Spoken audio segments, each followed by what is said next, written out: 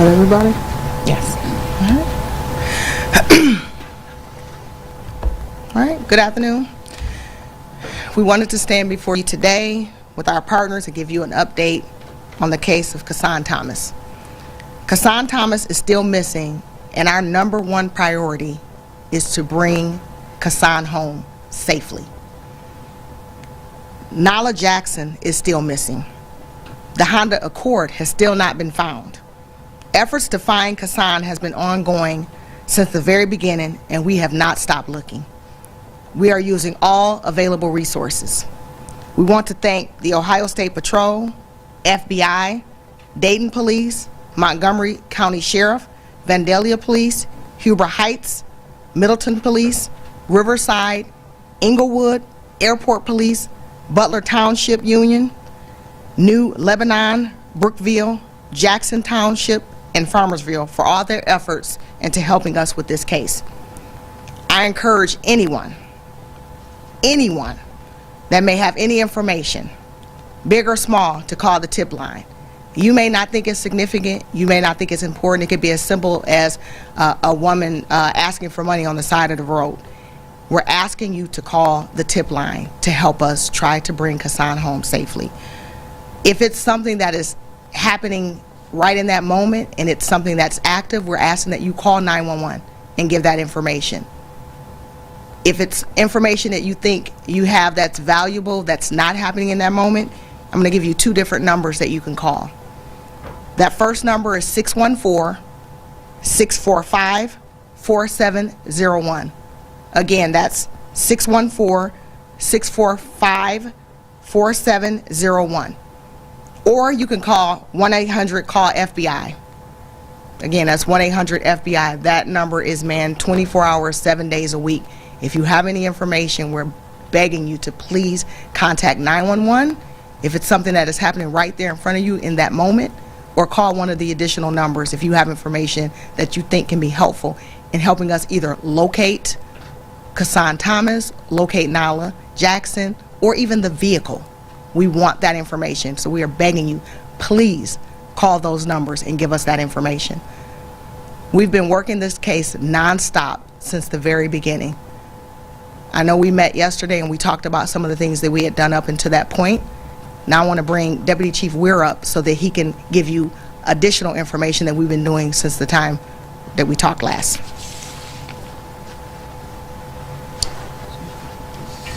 All right. Good afternoon. Since we talked last yesterday afternoon, at approximately 5 o'clock yesterday afternoon, our lead detective, Detective Martin, with our Special Victims Bureau, filed 2 counts of kidnapping charges on Nyla Jackson. Those warrants were filed through Franklin County, and they do have a nationwide pickup radius. Around approximately 6:30 p.m. last night, we activated our operations center and staffed it with detectives, officers, and intelligence analysts. We deployed 12 detectives to continue the investigation in both Columbus and Western Ohio. All incoming tips were logged, triaged, and assigned for follow-up. 7:44 p.m., a BOLO was issued in the 5 contiguous states that border Ohio for Ms. Jackson, the vehicle, and the child. We were unable to issue an Amber Alert since we do not have a confirmed sighting of Ms. Jackson in a different state. So we have the Amber Alert that's active in the state of Ohio, but we were not able to do so in the contiguous states.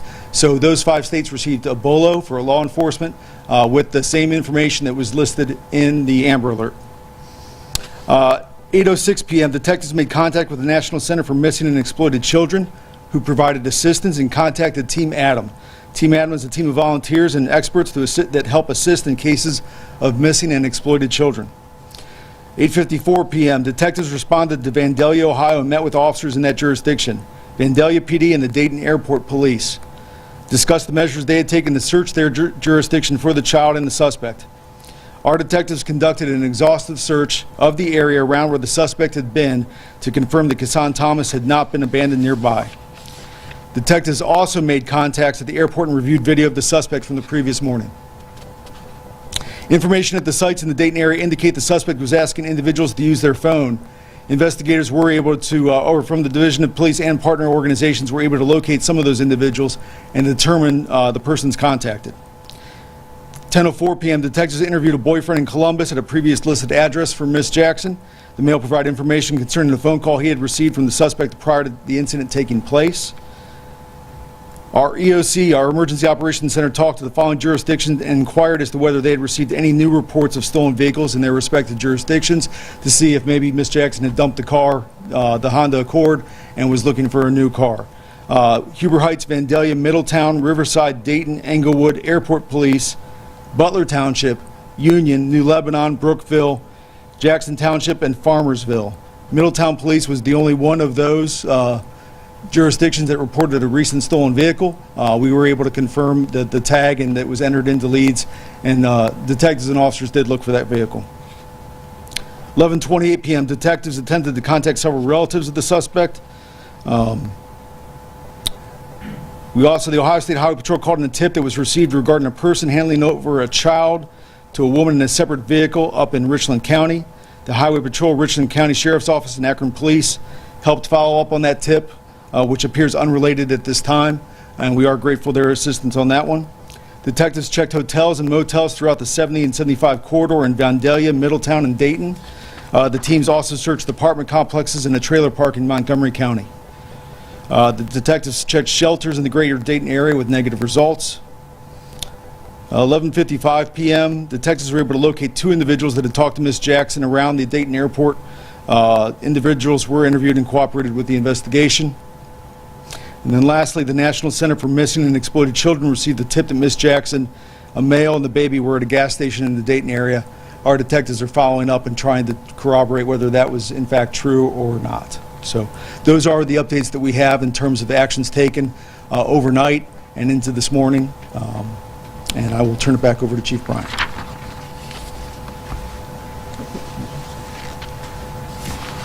I just want to say that this is so extremely important to all of us. We're going to continue to update you. We're going to continue to let you know all the efforts that we're taking to bring Kason home safely. This won't be the last update. We want to focus on bringing Kason home. We want to focus on locating Nala Jackson. That is our focus today.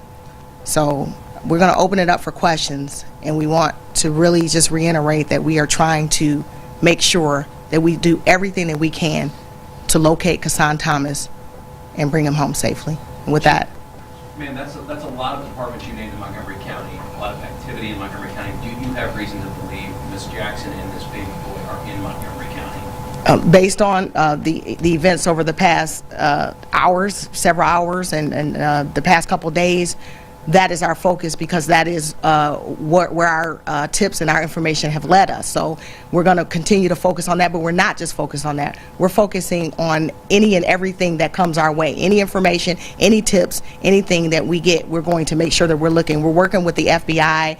Clearly, the FBI has jurisdiction not just in the state of Ohio. So any information that we get that we can push out, or anything that any tips we get, we're going to work them exhaustively until we find Kason.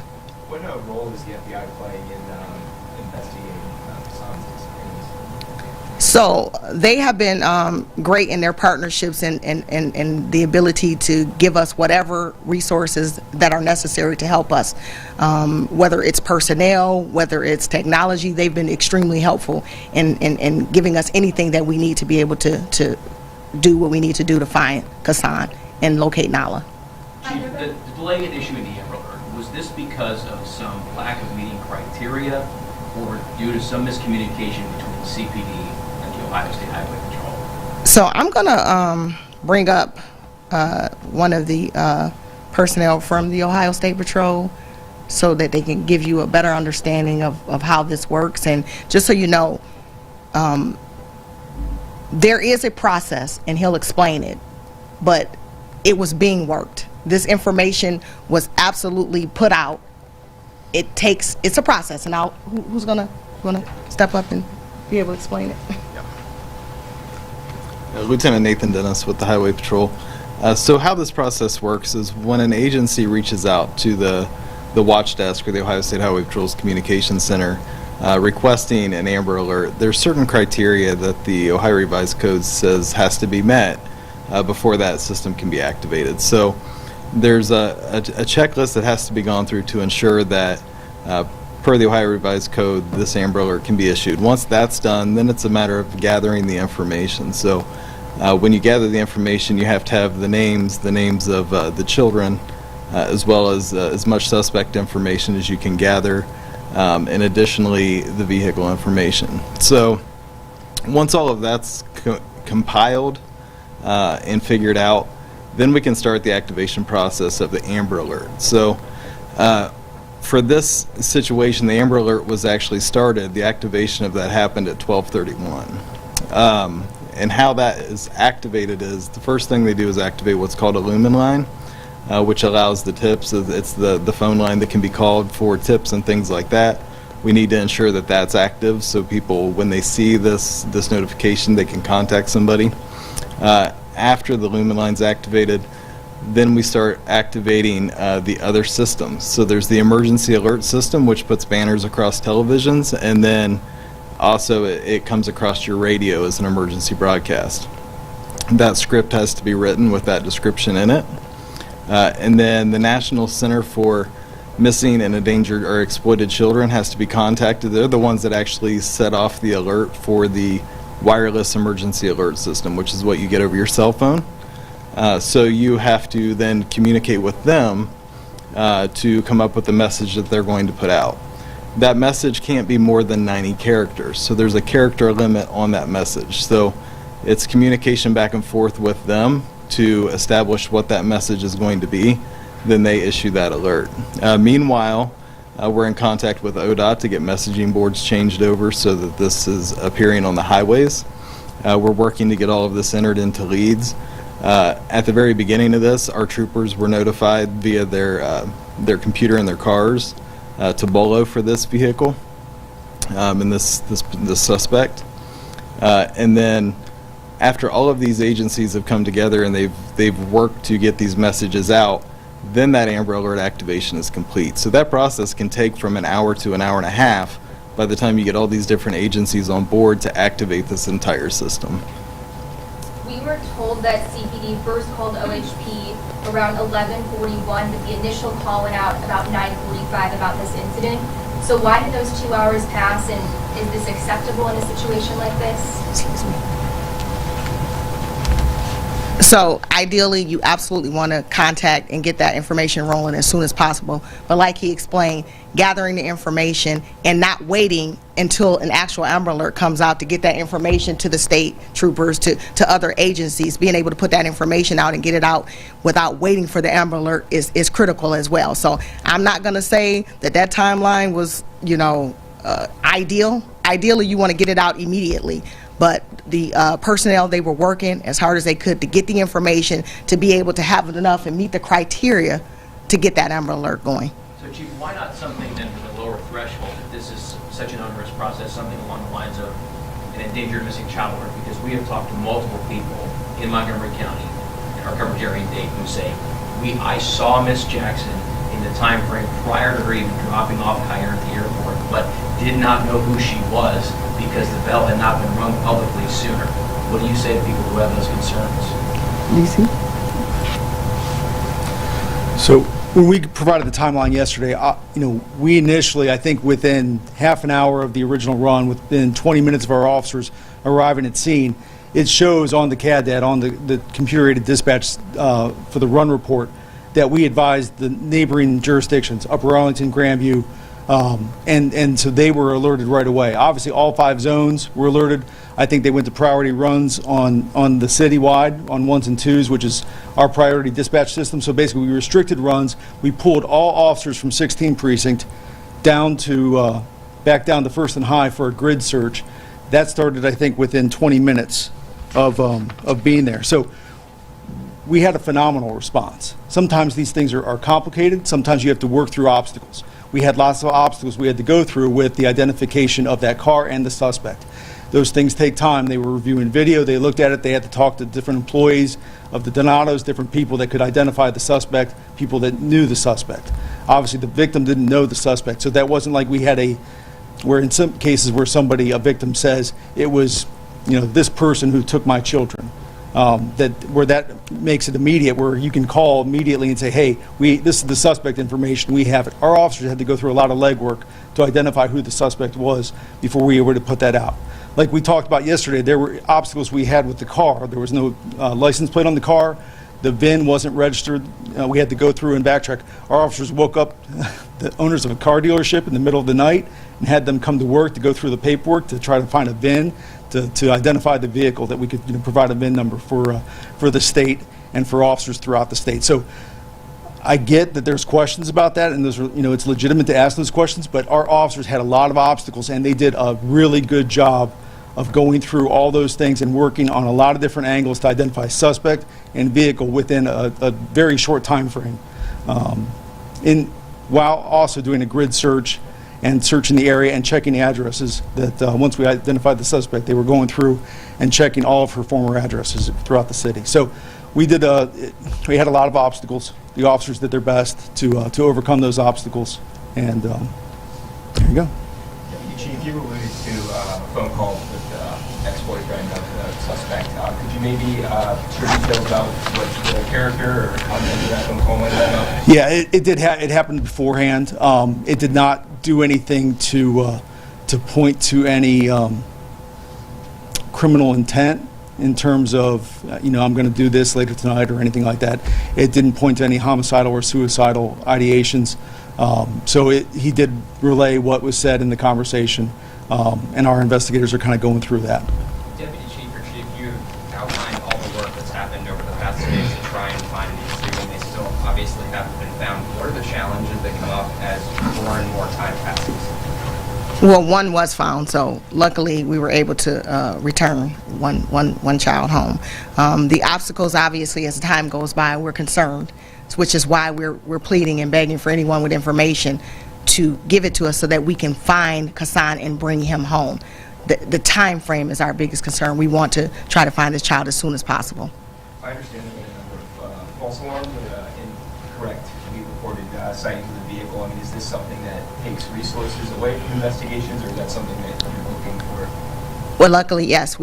Any tip that comes in, we're going to investigate because it's that important. We need to make sure that we do everything possible. Fortunately for us, we have our partners. We have the Ohio State Patrol. We have the FBI. We have the neighboring counties. So we're able to utilize resources across the board, and it doesn't tax just one particular agency.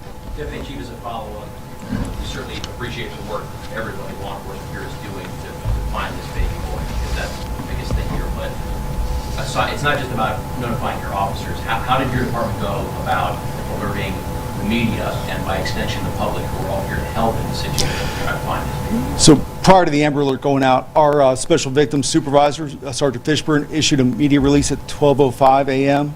That went out. It had the picture of the twins, it had the description of the vehicle, and I think a stock photo that you see there of the 2010 Honda Accord. So there was an attempt to alert the media and the public prior to the issuance of the Amber Alert. Have there been any confirmed sightings of Kason? If so, when and where? There have not. Okay. Our last confirmed sighting of the suspect was, at the airport or in the airport area, approximately 4:40, 4:45 on Tuesday morning. There's some Pictures. GoFundMe's going around and talk of rewards. Is any type of law enforcement going to be involved in a reward at all, or what does that look like going forward? So obviously Crime Stoppers handles a lot of that. We typically don't, as a municipal law enforcement agency, we typically don't handle money. Obviously, if somebody approaches us, we'll refer them to the appropriate sources that can coordinate that, and we are happy to do that. But we don't call around asking for that kind of stuff. I think that kind of gets us into a little bit of a trick bag.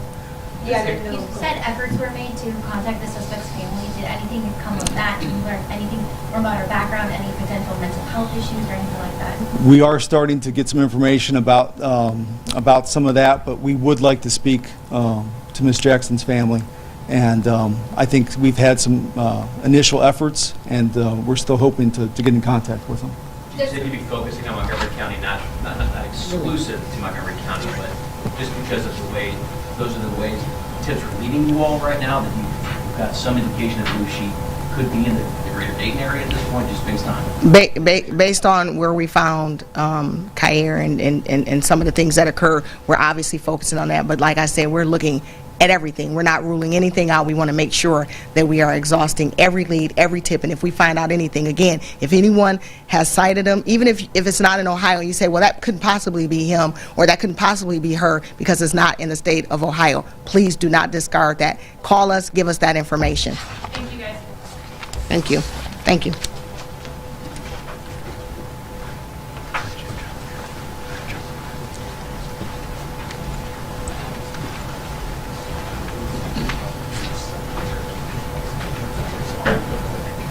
On seeing so many of the materials